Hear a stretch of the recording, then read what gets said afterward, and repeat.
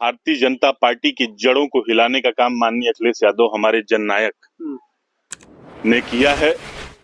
तब से भारतीय जनता पार्टी के लोगों की नींद उड़ गई है और उन्हें पता चल चुका है कि इस देश का विपक्ष यूपी में एक जाति को छोड़ के 35 जात होना गुनाह है। योगी जी से यही कहना चाहता हूँ कि जिस तरह आप अयोध्या में देखे हैं, लखनऊ में देखे हैं, उस तरफ गाजीपुर के घटना को संज्ञान लेना चाहिए।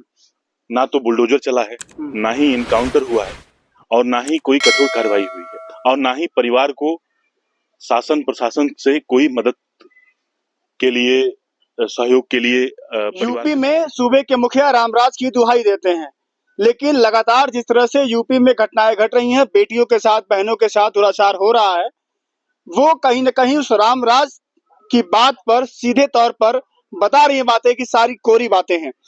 गाजीपुर की वो घटना 2.5 साल की बच्ची के साथ, वो 45 से 50 साल का वो अपराधी जो 28 मुकदमे लेकर के सरेआम समाज में खुली सांस ले रहा था, वो 2.5 साल की बच्ची के साथ दुष्कर्म करता है, पकड़ में आता है। लेकिन अभी तक कोई वैसी कार्रवाई नहीं हुई जो आम जनता एक्सपेक्ट कर रही है, क्योंकि इस सरकार ने इस जनता को, यूपी की जनता को ऐसा स्वाद चखा दिया है कि ऑन द स्पॉट कुछ दिखे, हमें कार्रवाई हो रही है और दिखना चाहिए। कैसे दिखता है? बुलडोजर चलता है। वो बुलडोजर गाजीपुर क्यों नहीं पहुंचा? क्या वही पहुंचेगा जहां पर अपराधी केवल यादव या मुसलमान होगा? तमाम वो बातें हैं। बातचीत करने के लिए मेरे साथ इसमें राजकुमार पांडे मौजूद हैं, यही के हैं, गाजीपुर सदर विधानसभा के हैं, समाजसेवी भी हैं, समाजवादी पार्टी के राज्य कार्यकारिणी के सदस्य भी हैं। बातचीत करेंगे, समझेंगे। आए हैं परिवार की, उन्होंने आर्थिक मदद भी की है, और भी समझेंगे कि इस मुद्दे को कैसे देखते हैं। अयोध्या में घटना हुई है, जौनपुर में हो गई है, आपके लखनऊ में हुई है, लेकिन एक तरफा कार्रवाई कहीं ना कहीं हो रही है जातियां देख करके। पांडे जी, स्वागत है आपका। जी बहुत बहुत धन्यवाद। इस पूरे प्रदेश में जब से जनता ने अपना जनादेश दिया है और भारतीय जनता पार्टी के जड़ों को उखाड़ के फेंकने का काम किया है, तब से प्रदेश की व्यवस्था एकदम ना के बराबर है। जाति के आधार पर सरकार चलाई जा रही है।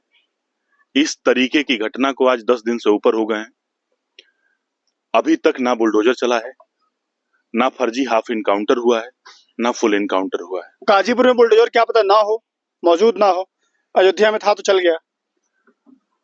इस तरीके की बदले की भावना से राजनीति करना और सरकार चलाना, समाजवादी पार्टी के लोगों ने कभी इस तरीके से सरकार चलाने का काम नहीं किया था, मगर भारतीय जनता पार्टी और भारतीय जनता पार्टी के लोगों ने इस तरीके से भी सरकार चलाई जाती है।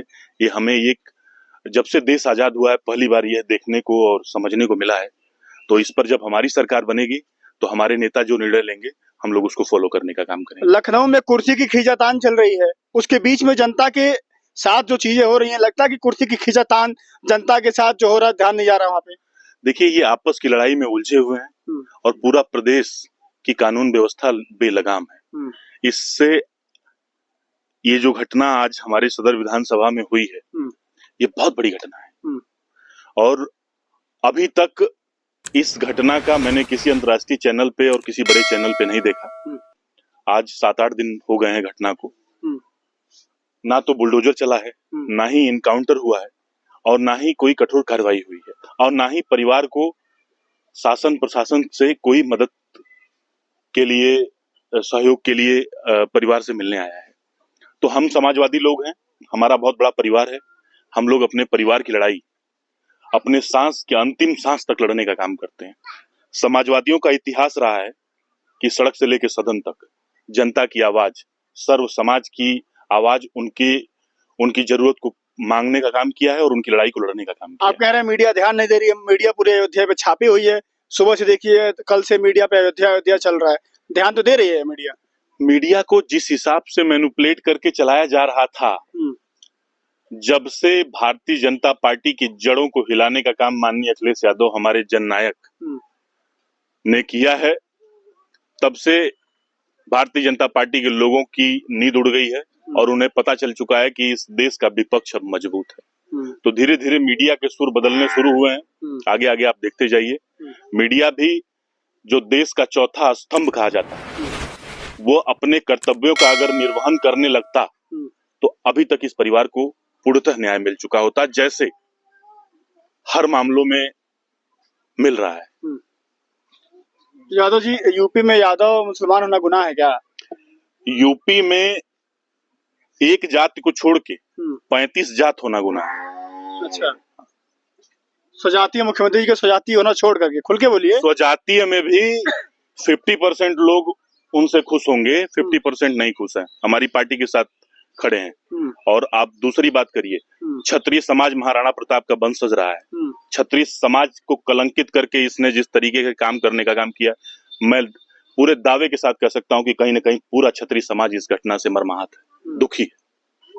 मगर पता नहीं किस दबाव में, किस प्रेशर में सरकार और कानून काम नहीं, व्यवस्था इस पर काम नहीं कर रही है, और कहां से क्या दबाव है ये मैं नहीं बता। क्या मांग करते हैं आप? मैं मांग करता हूं कि इस बच्ची को सरकार गोद ले, इसकी शिक्षा से लेके और इसके पढ़ाई लिखाई तक के सारे खर्च उठाए, और परिवार की स्थिति बहुत खराब है।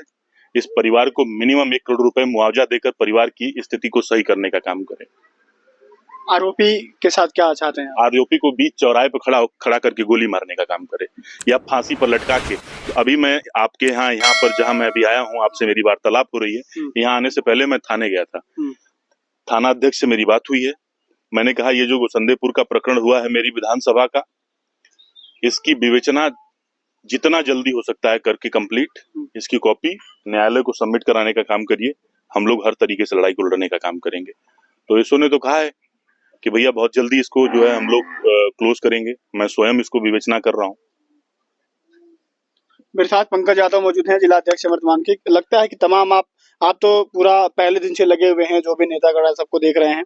लगता है कि अब बात मजबूती से उठ रही है, जो कहीं न कहीं बात एक दबने वाली थी, लोग अब चीजों को समझ रहे हैं, जान रहे हैं, अब सजा मिलने की उम्मीद बढ़ गई है।